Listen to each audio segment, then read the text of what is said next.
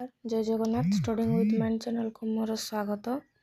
आज देखिबा तापरे कौन कौन लिखाई चिर विकासशील विज्ञान जगतर नेक्स्ट देखिबा कौन कौन अच्छे। आम देखी प्रत्यावर्ती और अप्रत्यावर्ती कौन जानिबा कही। प्रत्यावर्ती परिवर्तन होची जहाको पुणी थरे परिवर्तन करा जाई पारे, जेमती के बरफ तरली पानी हवा, लोहा को गरम करवा, रबर बैंड को टाणीबा, एटा होची प्रत्यावर्ती परिवर्तन। मु यार सब नोट देदेवी, तुम मैंने सब लिखिदेव। अप्रत्यावर्ती कौन? अप्रत्यावर्ती होची जेटा कि पूर्वावस्था को फेरी पारे नाही। चाउलरू भात हवा, क्षीररू दही हवा, फल पाचिबा, कागज जड़ी पाउंस हो जावा, सेगुड़ा होची अप्रत्यावर्ती परिवर्तन। तापर तुम देखो धातु पदार्थर विद्युत परिवहन केमती होची, तबे धातु काहाको कुहा जाए ता विषय मध्ये हमें जानिबा। पहाड़र पाददेशर जमी थिबा पट्टू माटी, देखो पहाड़र पाददेशर केमती सब माटी जमी जाइछि।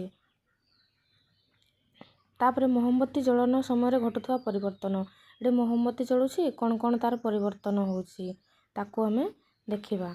या सब टॉपिक रे हम रहिछि, पछ चैप्टर रे सब रहिछि, तापरे हमें ताको सब डिस्कशन करिबा। बैटेरीर क्षमता सरीजिबा, बरफ जल परिणत होइजिबा, फल पाचिजिबा और पथर गुंड होई गड़ी होइजिबा, ए सब की प्रकार परिवर्तन तुम जानिल। प्रत्यावर्ती आ गोटे अप्रत्यावर्ती।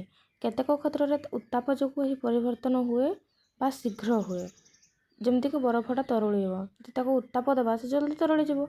गोटे काच ग्लास रे बरफ तरुलिबा हो बा हिमबाह हो, उत्ताप किपरि परिवर्तित होता है आस देखिबा। जल अवश्य सबुठारे थाए एवं सूर्यंक उत्ताप रे मध्य थाए, यह समुद्ररु बाष्पीभूत हुए और वृष्टि आकार रे फेरी आसे एवं पृथ्वी रे प्रवेश करे और बहु दूर को प्रवाहित हुए, ताको कहा जाए हमें जल चक्र। देखो जल चक्र तार चित्र सब दिया है कौन कौन, पानी केमती जाउछि पुणी रिटर्न करके पुणी फेरी आसुछि, सही पानी ही वृष्टि जल आकार रे पुणी तलको फेरी आसुछि। पृथ्वी पृष्ठर जल बाष्प हो आकाश को जीवा एवं पुणी वर्षा आकार रे धरा पृष्ठ को फेरी आसवा प्रक्रिया को जलचक्र कहा जाए। यह एक निरंतर प्रक्रिया, ए प्रक्रिया चालू रही। पुणी आ गोटे परिवर्तन देख, तथापि मध्य केवल देखिपार चतुर्पार्श्वस्थ पदार्थर परिवर्तन नुहे किंबा देखा जाऊ नथिबा जलर लुकायित परिवर्तन नुहे। आमर बयस वृद्धि सह शरीर वृद्धि परिलक्षित होता है, विशेषकर आम विद्यालय पढ़ुवा समय शरीर परिवर्तन बहुत शीघ्र होता है। जिते पाठ पढ़ुए से आम देहर परिवर्तन बा तार स्ट्रक्चर बहुत शीघ्र शीघ्र चेंज होता है। कहीं केवल मनीष नुहे, बंची रहा समस्त जीवों ठारे जैविक प्रक्रिया संगठित हुए, शरीर परिवर्तन हुए। जार भी जीवन अच्छी गछ लता पशु पक्षी से कौन करती छोटू बड़ हुंती। आमर वृद्धि पाई आम शरीर को खाद्य खाइबा सह श्वसन और खाद्य संचलन पाई रक्त प्रवाहर आवश्यकता रही। जमती गोटे गछ कहवा तापाई खाद्य रही, मनीष कहवा तापाई खाद्य रही, खाद्य खाइले से ग्रोथ हम, तापर से धीरे धीरे तार डेवलपमेंट की विकास हो। केवल प्राणी कहीं उद्भिदर मध्य वृद्धि पाई खाद्यर आवश्यकता रही, उद्भिद भी जीवन अच्छी तापाई भी खाद्य रही। सेमाने खाद्य पाती किपरि, सेमाने श्वसन करती कि ताहेले किपरि करती। समय चक्र रे ए पृथ्वी रे जीवर सृष्टि होला परे यह किपरि जत्नर सह संतुलित होई रहिबो से कथा चिंता करा जायथिला। किंतु समय कहीं कांथर घंटा किंबा हाथर घंटा हमको समय कहूछि एवं यह किपरि अपसरी जाउछि ताको सूचित करे। राति पाहिला परे सकाळ, आमे विद्यालय जीवाठर आरंभ करी राति सहिला पर्यंत समय किपरि अतिबाहित हुए जानी पारुछे कि केते शीघ्र सब हो जाउछि। विद्युत घंटा डिजिटल घंटा आसीबा पूर्वरु सूर्य किरण को पर्यवेक्षण करी तार छाई अनुसार समय निर्णय करा जाउथिला। तबे आग काल सब सूर्य घड़ी थिला, सूर्य घड़ी जो कोणार्क मंदिर लगी से सूर्य घड़ी को देखिकी से दिन रात तो अनुभव करि पारुथिले, किंतु टाइमटा जानी पारुथिले। ता विषय रे मध्य पूर्व चैप्टर देछि पर अछि। आलोक तार छाया केवल समय देखा कंढे खेलवाई उद्दिष्ट नुहे, प्रकृत में आलोक आमको देखिबार साहाय्य करे। आलोक कौन करे ना गोटे वस्तु देखिबार साहाय्य करे।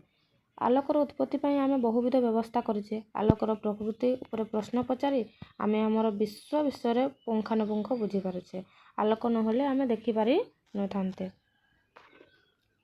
ଦେଖ ଦୌଡ଼ ପ୍ରତିଯୋଗିତାର ସମୟ ମାପ, ତା ଟାଇମ୍ ଟେବୁଲ୍, କିଏ କେତେ ଜଲ୍ଦି ପହଞ୍ଚୁଛି ତା ଅନୁସାରେ ଆମେ ଜାଣିପାରିବା। କାହା ଅନୁସାରେ? ଘଣ୍ଟା ଅନୁସାରେ। ସୂର୍ଯ୍ୟ ଘଡ଼ିର ଚିତ୍ର, ଏ ଚିତ୍ରକୁ ଦେଖ, ଏ ହେଉଛି ସୂର୍ଯ୍ୟ ଘଡ଼ିର ଚିତ୍ର। ସୂର୍ଯ୍ୟ ଘଡ଼ିର ଚିତ୍ର। ଆଲୋକର ବହୁ ପ୍ରତିଫଳନ, ଆଲୋକର ବହୁ ପ୍ରତିଫଳନ ନେକ୍ସଟ ଚାପ୍ଟରରେ ଥିବ। ଆଲୋକ ଚାପ୍ଟରରେ ଥିବ, ସେଟା ବି ଦେଖ। ଆଲୋକର ବହୁ ପ୍ରତିଫଳନ କେମିତି, ସେଇଠି କଏନ୍, ଏଠି ଗୋଟେ ଢାଙ୍କୁଣୀଟା ପକାଇ ଦେଇଛି, ତାକୁ କେମିତି ରିଫ୍ଲେକ୍ଟ କରିକି ସେଠି 3ଟା ଦେଖାଯାଉଛି। ସେମିତି ଏଠି ଆମେ ଗୋଟେ ମୁଦ୍ରା ପକାଇ ପାରିବା, ତାକୁ କେତେଟା ଦେଖାଯିବ ସେଟା ଆମେ କରିପାରିବା, ତାର ମଧ୍ୟ ଫର୍ମୁଲା ରହିଛି।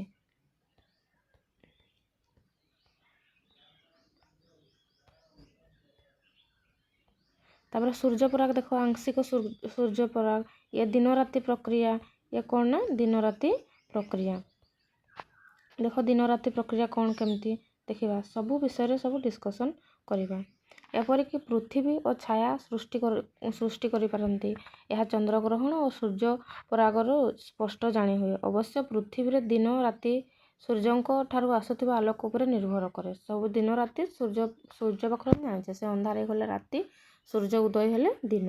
ଏସବୁ ବୁଝିବା ପାଇଁ ପୃଥିବୀ ନିଜ ଅକ୍ଷ ଚାରିପଟେ କିପରି ଗତି କରୁଛି, ସେହିପରି ଚନ୍ଦ୍ର କିପରି ପୃଥିବୀ ଚାରିପଟେ, ପୃଥିବୀ କିପରି ସୂର୍ଯ୍ୟ ଚାରିପଟେ ଘୁରୁଛି ଜାଣିବା ଆବଶ୍ୟକ। ତେବେ ସୂର୍ଯ୍ୟ, ଚନ୍ଦ୍ର, ପୃଥିବୀ ତା ବିଷୟରେ ଆମେ ଜାଣିବା ନିହାତି ଦରକାର। ଆମ ସୁନ୍ଦର ପୃଥିବୀରେ ଏହାର ପ୍ରଭାବ ଜୀବ ଉପରେ କେମିତି ପଡ଼େ ଜାଣିବା ଦରକାର। ତାର ଇଫେକ୍ଟ କେମିତି ପଡ଼ୁଛି ତା ବିଷୟରେ ବି ଜାଣିବା। ବିସ୍ମୟକର ଘଟଣା ଗୁଡ଼ିକ ଆଶ୍ଚର୍ଯ୍ୟ କରିବା, କ'ଣ କ'ଣ ରହିଛି। ପରବର୍ତ୍ତୀ ଅଧ୍ୟାୟ ଗୁଡ଼ିକରେ ଯାହା ଅନୁସରଣ କରିବା, ସେଥିରେ ସରଳ ପର୍ଯ୍ୟବେକ୍ଷଣ ଓ କୌତିକିଆ ପରୀକ୍ଷା ସବୁ ରହିବ, ଯାହାକି ଏ ସମ୍ପର୍କିତ ବିଷୟ ବୁଝିବା ପାଇଁ ଯତ୍ନର ସହ ଗଭୀର ଚିନ୍ତନ ଆବଶ୍ୟକତା ରହିଛି। ପ୍ରତ୍ୟେକ ଅଧ୍ୟାୟରେ ତୁମେ ଜାଣିଥିବ, ତଥ୍ୟ ଉପରେ ଅଧିକ ତୁମକୁ ପ୍ରଶ୍ନ ପଚାରିବାକୁ ଉତ୍ସାହିତ କରିବ। ତୁମେ ଅନୁସନ୍ଧାନୀ ମନୋଭାବ ଦ୍ୱାରା ପରୀକ୍ଷା କରିବ ଏବଂ ନିଜ ବୈଜ୍ଞାନିକ ଭଳି ଚିନ୍ତା କରିବ। ତୁମେ ଦେଖିବ ଯେ କେତେକ ପରୀକ୍ଷାରେ ତୁମେ ଆଶାନୁରୂପ ଫଳ ଘଟୁନାହିଁ। ଏହା ତୁମକୁ ଆହୁରି ଅଧିକ ପ୍ରଶ୍ନ ପଚାରିବାକୁ, ପରୀକ୍ଷା କରିବା ପାଇଁ ପ୍ରେରିତ, ମାନେ ଏକ୍ସପେରିମେଣ୍ଟ ଆମେ କରିବା। ଏକ୍ସପେରିମେଣ୍ଟ କଲା ପରେ ରେଜଲ୍ଟ ଯଦି ନ ମିଳିବ, ତେବେ ଆମେ ସେଠି କ୍ୱେଶ୍ଚନ୍ ପଚାରି ପାରିବା। କ୍ଷୀର ମିଶା ଜଳରେ ଲେଜର ବିମ୍ ପରୀକ୍ଷା, ଏଠି କ୍ଷୀର ମିଶିଛି ପାଣିରେ, କ୍ଷୀର ମିଶିଛି ଆଉ ପାଣି ମଧ୍ୟ ଅଛି, ସେଠି ଲେଜର ବିମ୍ର ପରୀକ୍ଷା ଆମେ ଜାଣିପାରିବା କ'ଣ କ'ଣ ରହିଛି। ତାପରେ ଆନନ୍ଦଦାୟକ ଅନୁସନ୍ଧାନ, ନିମ୍ନରେ ଥିବା ଉତ୍ତର ପାଇଁ ପ୍ରଶ୍ନ ତିଆରି କର। ଏଠି ଯେଉଁ ଦେଇଛି କ୍ୱେଶ୍ଚନ୍, ତା ପାଇଁ ଆମେ ପ୍ରଶ୍ନ ତିଆରି କରିବା। ବଡ଼ ବଡ଼ ବୈଜ୍ଞାନିକମାନେ କେବଳ ପ୍ରଶ୍ନର ଉତ୍ତର କୁହନ୍ତି ନାହିଁ, ବେଳେବେଳେ ବିସ୍ମୟକର ମଧ୍ୟ ପ୍ରଶ୍ନ କରିଥାନ୍ତି। ମନେ ପକାଅ, ପୂର୍ବ ଶ୍ରେଣୀରେ ଆମେ କହିଥିଲୁ ଯେ ଜ୍ଞାନୀ ବ୍ୟକ୍ତି ହେବା ପାଇଁ ତୁମକୁ ସବୁବେଳେ କାହିଁକି ଓ କିପରି ସମସ୍ତ ଘଟଣା ଘଟୁଛି ବୋଲି ପ୍ରଶ୍ନ ପଚାରିବା, ତାହାର ଉତ୍ତର ଖୋଜିବାକୁ ପଡ଼ିବ। ତଳେ ଦିଆଯାଇଥିବା ଉତ୍ତର ଗୁଡ଼ିକ ଦେଖ। ତୁମର କାର୍ଯ୍ୟ ହେଉଛି ଏହିଭଳି ଆଗ୍ରହୀ, ସୃଜନଶୀଳ ଓ କୌତିକିଆ ପ୍ରଶ୍ନ କିମ୍ବା ପରିସ୍ଥିତି ସୃଷ୍ଟି କରିବା, ଯାହାଦ୍ୱାରା ଉତ୍ତର ଆପେ ମିଳିଯିବ। ପ୍ରଶ୍ନ କେବେ ହେଲେ ଭୁଲ ହୋଇନପାରେ, ସେଥିପାଇଁ ତୁମର କଳ୍ପନା ବା ଚିନ୍ତାଧାରାକୁ ବ୍ୟାପକ କର। ଯେମିତି ପରିସ୍ଥିତି ତୁମ ପକ୍ଷରେ ସୁପରିଚିତ ନ ହୋଇ, ସେଥିପାଇଁ ତୁମକୁ ଏକ ଉଦାହରଣ ଦିଆଯାଇଛି। ମନେକର ଉତ୍ତର ଅଛି, କେବଳ ଏହାକୁ ଅଧା କର। ଏହି ଉତ୍ତର ନିମିତ୍ତ କ'ଣ ସବୁ ସମ୍ଭବ ପ୍ରଶ୍ନ ହୋଇପାରେ। ଉଦାହରଣ ସ୍ୱରୂପ ପ୍ରଶ୍ନ ହୋଇପାରେ, ଦେଖ କ'ଣ ପ୍ରଶ୍ନ, କିପରି ଏକ କେକ୍କୁ ସମାନ ଭାଗରେ ବାଣ୍ଟି ପାରିବା। ଗୋଟେ କେକ୍ ଅଛି, କେମିତି ତାକୁ ସମାନ ଭାଗରେ ବାଣ୍ଟି ପାରିବା। ଯେ ଜଣ ଅଛନ୍ତି ଗଣିଦେବା, ତା ଅନୁସାରେ ଡିଭାଇଡ଼ କରିଦେବା, ହେଲେ ହେଇଗଲା। ମୋ ପାଇଁ ଏହି ପ୍ରବନ୍ଧଟି ବହୁତ ଲମ୍ବା, ବା ମୁଁ ଏହାକୁ ଲଫାପାଟି ଭିତରକୁ ରଖିପାରିବି ନାହିଁ, କିମ୍ବା ଏତେ ଲମ୍ବା ଗୀତରେ ନାଚିପାରିବି ନାହିଁ। ଏ ସମସ୍ତ ପ୍ରଶ୍ନର ଚିନ୍ତାଧାରା ପ୍ରତ୍ୟେକ ଭିନ୍ନ ଭିନ୍ନ, କିନ୍ତୁ ଉତ୍ତର ଗୋଟିଏ।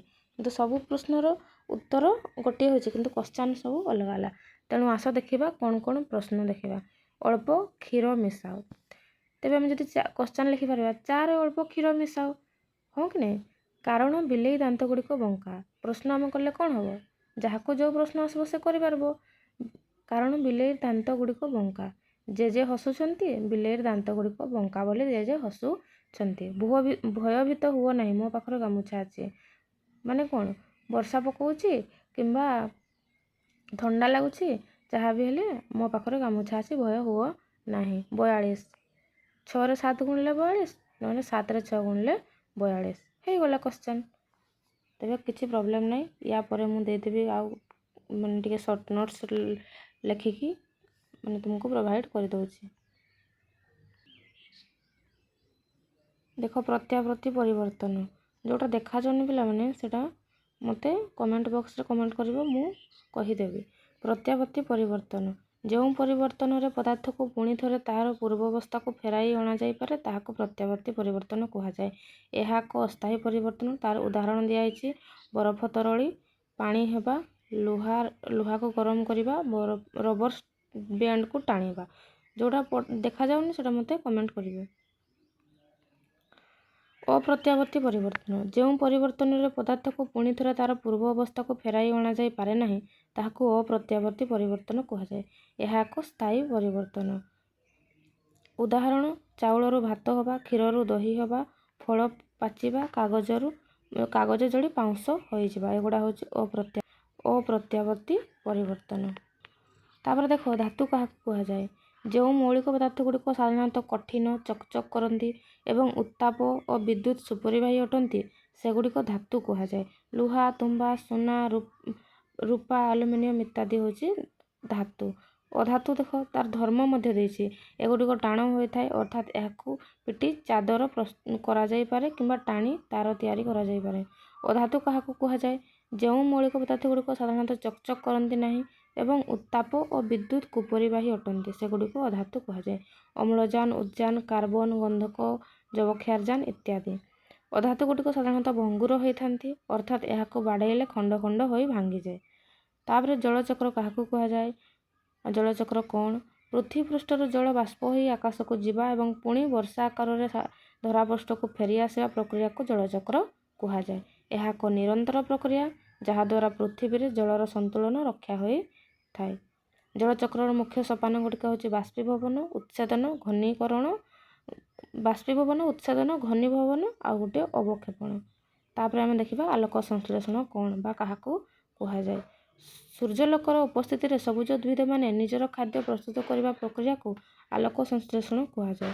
ଏହି ପ୍ରକ୍ରିୟାରେ ଗଛର ପତ୍ରରେ ଥିବା ହରିତକଣା ସୂର୍ଯ୍ୟକିରଣକୁ ଗ୍ରହଣ କରେ। ଗଛ ନିଜ ଚେର ସାହାଯ୍ୟରେ ମାଟିରୁ ଜଳ ଏବଂ ବାୟୁମଣ୍ଡଳରୁ ଅଙ୍ଗାରକାମ୍ଳ ଗ୍ରହଣ କରି ଶର୍କରା ଜାତୀୟ ଖାଦ୍ୟ ତିଆରି କରିଥାଏ। ଏହି ସମୟରେ ଗଛ ବାୟୁମଣ୍ଡଳକୁ ଅମ୍ଳଜାନ ଛାଡ଼ିଥାଏ ଯାହା ଆମ ପାଇଁ ଅତି ଜରୁରୀ ବା ଯାହା ଆମେ ଗ୍ରହଣ କରିଥାଉ। ଗଛ ଛାଡ଼ିଥାଏ ଅମ୍ଳଜାନ ତାକୁ ଆମେ ଗ୍ରହଣ କରୁ। ଆମର କାର୍ବନ ଡାଇଅକ୍ସାଇଡ୍ ସବୁ ଗଛ ଗ୍ରହଣ କରିଥାଏ। ତେବେ ପିଲାମାନେ ଫାର୍ଷ୍ଟ ଚାପ୍ଟର ସରିଗଲା। ଆଉ ଯଦି କିଛି କ୍ୱେଶ୍ଚନ୍ ଆସେ ମୁଁ ନିହାତି ସେଣ୍ଡ କରିଦେବି। ତେବେ ତୁମକୁ ଯଦି ଯେଉଁଠି ଅସୁବିଧା ହେଉଛି ତେବେ କମେଣ୍ଟ ବକ୍ସରେ ଜଣାଇ ପାରିବ। Thank you. ଜୟ ଜଗନ୍ନାଥ।